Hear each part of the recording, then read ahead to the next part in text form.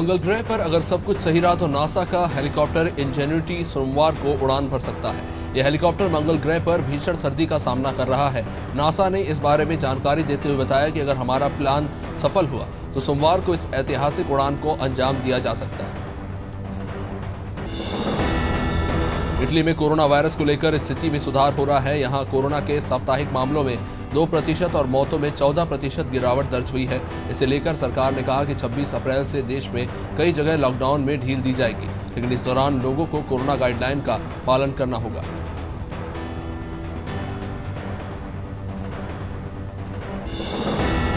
विश्व की दो सबसे बड़ी शक्तियां अमेरिका और चीन जलवायु परिवर्तन पर सहयोग के लिए तैयार हो गई हैं। इन दोनों देशों में विश्व में सबसे ज्यादा कार्बन उत्सर्जन होता है। इस संबंध में अमेरिका के राष्ट्रपति जो बाइडेन और चीनी राष्ट्रपति शी जिनपिंग के बीच वर्चुअल मीटिंग हुई थी।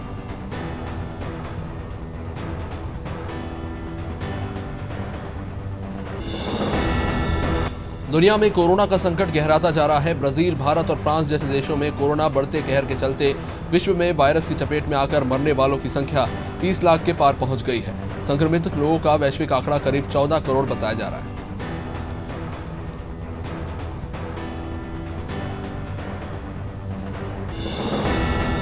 श्रीलंका में विपक्षी दलों और कई सामाजिक संगठनों ने सुप्रीम कोर्ट में कई याचिकाएं दायर कर चीन द्वारा विकसित की जाने वाली कोलंबो पोर्ट सिटी पर सवाल उठाए हैं। श्रीलंका सरकार ने कानून बनाकर इस पोर्ट सिटी को विकसित करने का प्रावधान किया है और चीन के वित्त मंत्री का कहना है कि इससे देश में नए रोजगार के अवसर पैदा होंगे। ईरान अपने मुख्य परमाणु संयंत्र में हाल ही में विस्फोट और वहां की विद्युत व्यवस्था में गड़बड़ी के लिए जिम्मेदार व्यक्ति का नाम सार्वजनिक कर दिया है। रेजा करीमी नाम का यह शख्स घटना के बाद से फरार था और ईरान की एजेंसियां अब उसकी तलाश कर रही हैं।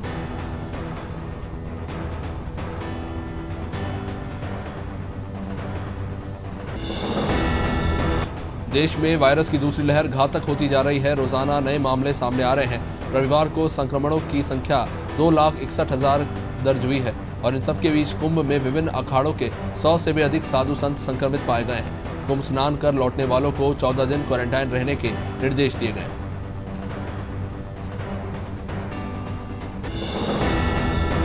दिल्ली में कोरोना से बिगड़ते हालात पर मुख्यमंत्री अरविंद केजरीवाल ने प्रधानमंत्री को चिट्ठी लिखी है और 7,000 बेड कोरोना मरीजों के लिए रिजर्व करने की मांग की है। इस चिट्ठी में उन्होंने ऑक्सीजन भी तुरंत मुहैया कराने के लिए कहा है।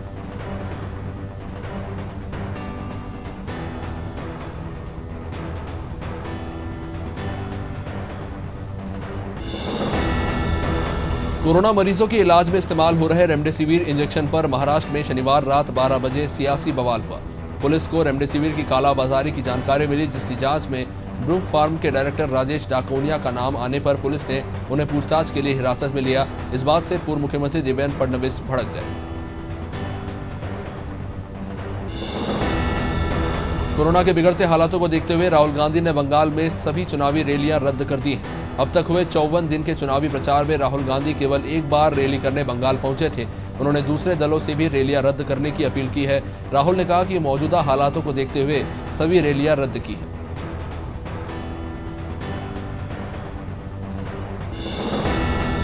देश भर में बढ़ रहे कोविड मामलों के बीच केंद्रीय स्वास्थ्य और परिवार कल्याण मंत्री डॉक्टर हर्षवर्धन ने यह आश्वासन दिया है कि कोविड से लड़ने के लिए राज्यों को हर संभव समर्थन दिया जा रहा है। इसमें रेमडेसिविर दवा का दोगुना उत्पादन और आपूर्ति करना, ऑक्सीजन की आपूर्ति सुनिश्चित करना है।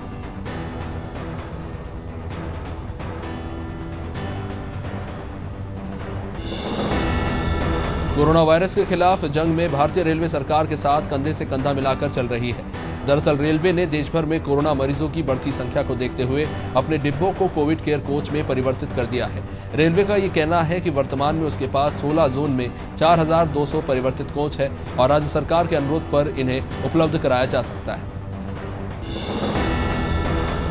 महाराष्ट्र के बारामती से पुलिस ने 4 लोगों को गिरफ्तार किया है और ये लोग रेमडेसिविर की खाली शीशी में पैरासीटामोल की दवाइयां भरकर कोरोना मरीजों को बेच रहे थे।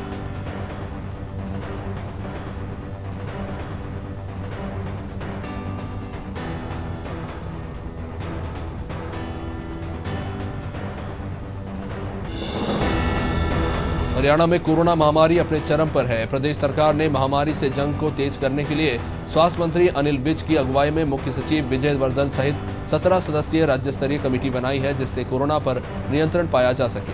राज्य के पूर्व मुख्यमंत्री भूपेंद्र हुड्डा और उनकी पत्नी आशा में भी संक्रमण की पुष्टि हुई है। उत्तर प्रदेश में कोरोना से हालात इतने गंभीर हो चुके हैं कि केंद्र सरकार के मंत्रियों को भी एक बेड के लिए सोशल मीडिया पर गुहार लगानी पड़ रही है। केंद्रीय मंत्री जनरल वीके सिंह ने अपने पोस्ट के जरिए गाजियाबाद के डीएम से एक बेड मुहैया कराने की अपील की है।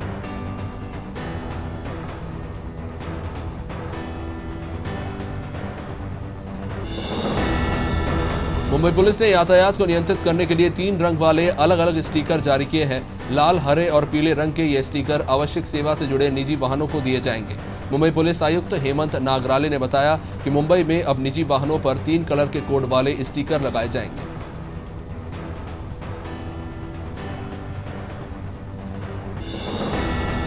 आम आदमी पार्टी के वरिष्ठ नेता और किसान विंग के प्रदेश अध्यक्ष कुलतार सिंह सांधवा ने गेहूं खरीदी के संबंध में सरकार से तत्काल कार्रवाई की मांग की है। उन्होंने पंजाब सरकार के कैबिनेट मंत्री भारत भूषण आशु को पत्र लिखकर किसानों की दुर्दशा पर ध्यान दिलाया और गेहूं खरीदी में लापरवाही के आरोप लगाए।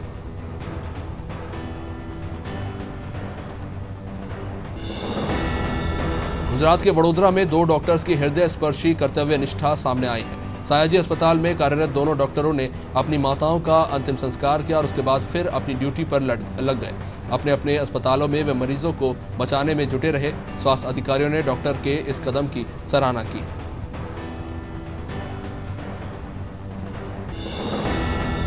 गुजरात की सूरत रेलवे स्टेशन से देह व्यापार करने वाले गिरोह के सदस्यों को गिरफ्तार किया गया। आपको बता दें कि आरोपी बांग्लादेश से गैर कानूनी तरीके से बॉर्डर क्रॉस करवाकर नाबालिग लड़कियों से देह व्यापार करवाते थे। फिलहाल एसओजी और एटीएस की टीम ने अंतर्राष्ट्रीय मानव तस्करों को गिरफ्तार कर पूछताछ शुरू कर दी।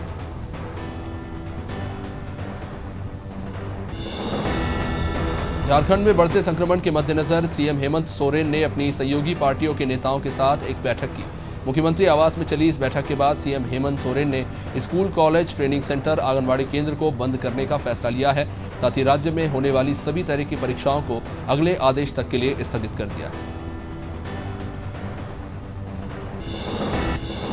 भोपाल के हमीदिया अस्पताल से 850 रेमडेसिविर इंजेक्शन चोरी हो गए हैं, जिसको लेकर पूर्व मंत्री पीसी शर्मा ने मामले की सीबीआई जांच की मांग की है। उन्होंने कहा कि जिस वक्त पूरा प्रदेश कोरोना महामारी से संघर्ष कर रहा है और पूरे प्रदेश में रेमडेसिविर इंजेक्शन की भारी जरूरत है, उस वक्त इंजेक्शन का चोरी होना आसान बात नहीं है।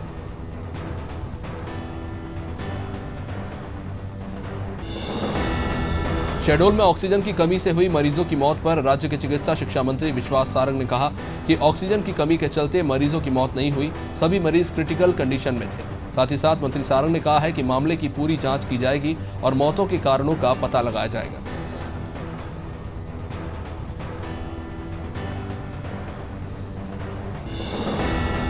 प्रदेश की राजधानी भोपाल में कोरोना संक्रमण तेजी से अपने पैर पसार रहा है और इसीलिए अगले सोमवार की सुबह 6 बजे तक कोरोना कर्फ्यू बढ़ा दिया गया है। वही लोग कोरोना कर्फ्यू के नियमों का पालन नहीं कर रहे हैं, इसलिए अब पुलिस और ज्यादा सख्ती से नियमों का पालन करवा रही है।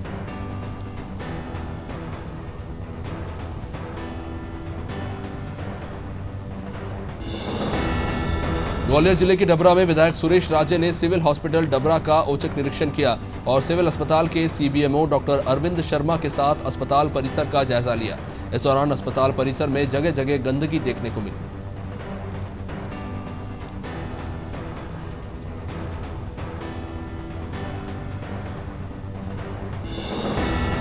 दतिया में सहकारिता समिति कर्मचारी संघ के जिला अध्यक्ष राकेश शर्मा ने भांडेर विधायक पति रक्षा संतराम पर भांडेर खरीदी केंद्र में 1-1 लाख रुपए वसूलने के संगीन आरोप लगाए हैं। कर्मचारी संघ का कहना है कि खरीदी केंद्र शुरू होने से पहले ही विधायक पति के द्वारा अवैध वसूली की जा रही है।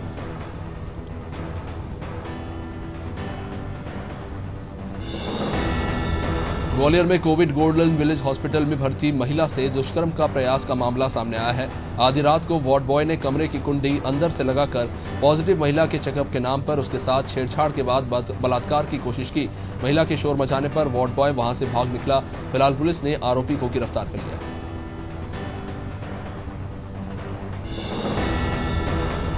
जबलपुर के कोविड कमांड कंट्रोल सेंटर के सर्वर रूम में अचानक गैस का रिसाव हुआ, जिससे वहां खलबली मच गई। आनन फानन में वहां मौजूद कर्मचारियों को सेंटर से बाहर निकाला गया। साथ ही मामले की सूचना फायर ब्रिगेड को दी गई, जिसके बाद फायर ब्रिगेड के कर्मचारी मौके पर पहुंचे।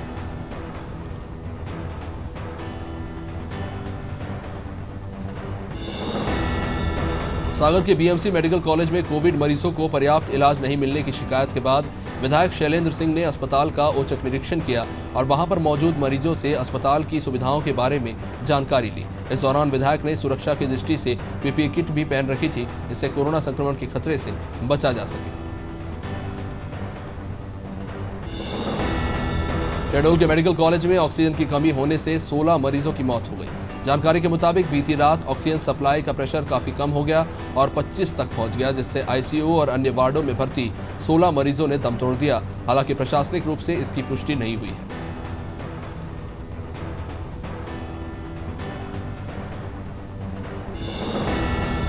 बड़वानी जिले में एक बार फिर से दर्दनाक हादसे में 2 मजदूरों की मौत हो गई, जबकि 23 लोग घायल हो गए। बताया जा रहा है कि पिकअप वाहन में सवार होकर सभी मजदूर राजपुर से महाराष्ट्र के चौतरिया जा रहे थे। तभी रास्ते में पिकअप वाहन अचानक अनियंत्रित होकर सड़क किनारे बने कुएं में पलट गया, जिनमें 2 की मौके पर ही मौत हो गई।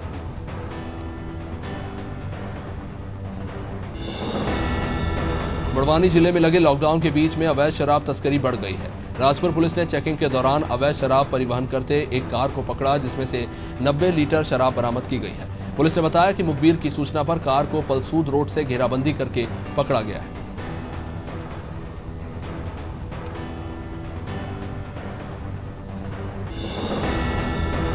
वंडा में बढ़ते कोरोना मामलों से हाहाकार मचा हुआ है, फिर भी लोग लापरवाही से बाज नहीं आ रहे। लोग बाजार में खुले में कोविड गाइडलाइन की धज्जियां उड़ा रहे हैं। इसको लेकर नायब तहसीलदार सरिता आहाके ने टीम के साथ नगर का भ्रमण किया और नियमों का पालन न करने वाले दुकानदारों के खिलाफ चारानी कार्रवाई की।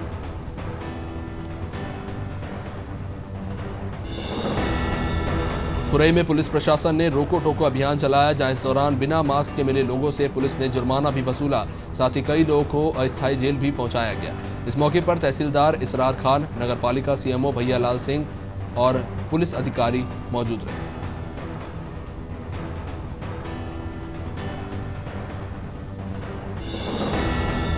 खबर निवाड़ी जिले के पृथ्वीपुर से, जहां पुलिस कस्टडी में युवक की मौत हो गई।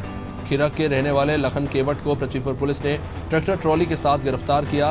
लखन की मौत से गुस्साए परिजनों ने हाईवे पर जाम लगाकर दोषी पुलिसकर्मियों के खिलाफ एफआईआर की मांग की।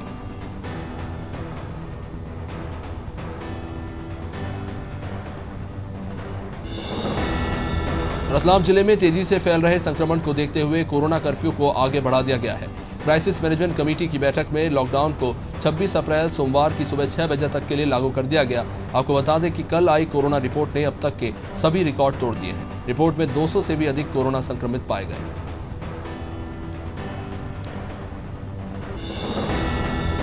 बुरहानपुर के धूलकोट में ट्रैक्टर लेकर खेत पर जा रहे युवक का ट्रैक्टर सड़क पर चढ़ाते अनियंत्रित हो गया और पुलिया से नीचे जा गिरा, जिसमें 2 युवकों की दबने से मौके पर ही मौत हो गई।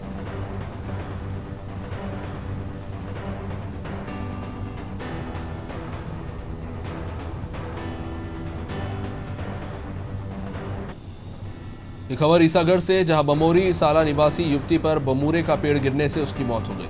आपको बता दें कि युवती मजदूरी का काम करने गई थी। तेज आंधी के चलते युवती पेड़ के नीचे जा बैठी। इस दौरान अचानक पेड़ गिर गया। आनंद फानन में युवती को स्वास्थ्य केंद्र ले जाया गया, जहां डॉक्टरों ने उसे मृत घोषित कर दिया।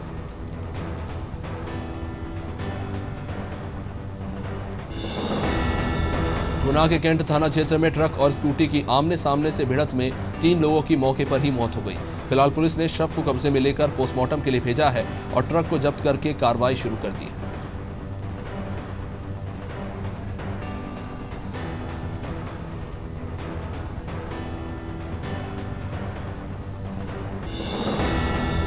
खरेरा के दिनारा थाना क्षेत्र में बीते दिन हुई बुजुर्ग की हत्या की गुत्थी को पुलिस ने सुलझा लिया। पुलिस ने गांव के ही 3 आरोपियों को गिरफ्तार किया है। दरअसल 3 आरोपी मृतक की बकरी चोरी करने गए थे। इस दौरान मृतक ने इन्हें पहचान लिया। पकड़े जाने के डर से आरोपियों ने युवक को मौत के घाट उतार दिया।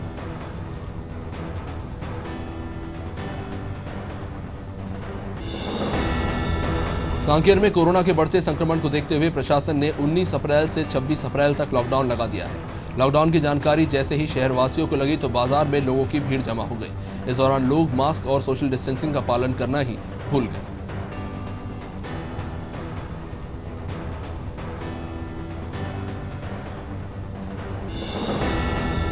रायपुर कलेक्टर भीम सिंह ने जिले के नागरिकों से मास्क और सोशल डिस्टेंसिंग का पालन करने की अपील की।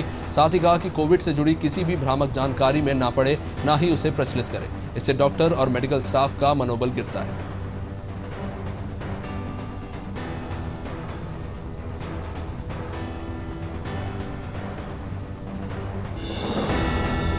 सूरजपुर में कोरोना के बढ़ते संक्रमण को देखते हुए कलेक्टर रणवीर शर्मा ने लॉकडाउन को 26 अप्रैल तक बढ़ा दिया है, जिसमें स्ट्रीट वेंडर सुबह 6 बजे से लेकर 12 बजे तक दूध और सब्जी बेच सकते हैं। इस दौरान सभी को मास्क और सोशल डिस्टेंसिंग का अनिवार्य रूप से पालन करना होगा।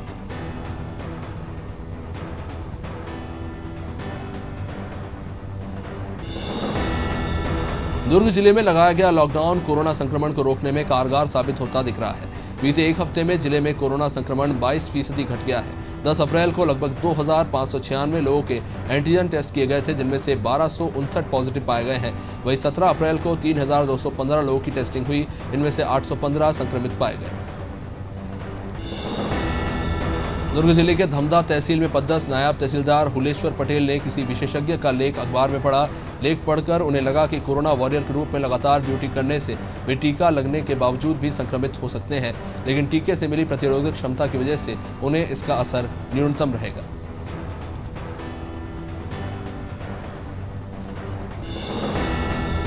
राजधानी रायपुर के टीकरापारा में एक निजी अस्पताल में अचानक आग लग गई, जहां आग की चपेट में आने से 5 लोगों की जान चली गई है। इस घटना की जानकारी मिलने के बाद कलेक्टर डॉक्टर एस भारतीदासन और वरिष्ठ पुलिस अधीक्षक अजय यादव मौके पर पहुंचे थे। हादसे में मृत सभी लोगों के परिजनों को 4-4 लाख रुपए की सहायता राशि की घोषणा मुख्यमंत्री के द्वारा की गई है। उत्तर प्रदेश की राजधानी लखनऊ में चरमराई स्वास्थ्य सेवाओं को ऑक्सीजन देने के लिए डीआरडीओ ने कमर कस ली है। डीआरडीओ के स्थलीय निरीक्षण के बाद गोमती नगर विस्तार में शहीद पथ स्थित अवध शिल्पग्राम में 250 बेड का अस्थायी अस्पताल बनाने को हरी झंडी मिल गई है।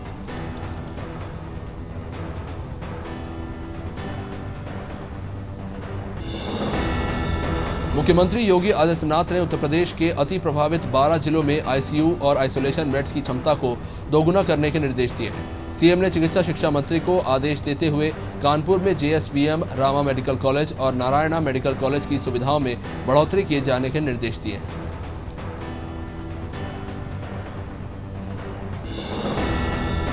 उत्तर प्रदेश के रायबरेली जिले में उस वक्त हड़कंप मच गया जब खीरो थाना क्षेत्र के जूनापुर गांव में कुछ दूरी पर पुल के नीचे एक शव पाया गया। ये शव खीरो ग्राम सभा से प्रधान पद के लिए चुनाव लड़ रहे राम बरन का बताया गया है। मौके पर पहुंची पुलिस ने शव को कब्जे में लेकर मामले की पड़ताल शुरू कर दी है।